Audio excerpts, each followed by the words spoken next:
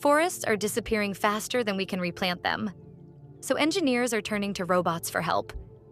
Drones now take to the skies with one mission: plant trees faster than we cut them down. They scan the ground, dodge obstacles, and choose the exact spots where a seedling has the best chance to survive. Some drones fire biodegradable seed pods straight into the soil. Others work with ground robots that dig tiny pits and water new seeds with perfect precision. Together, they can plant thousands of trees a day, without rest. Countries like Canada, Australia, and the UK are already testing these systems. It's a future where machines don't replace nature. They help restore what we've lost.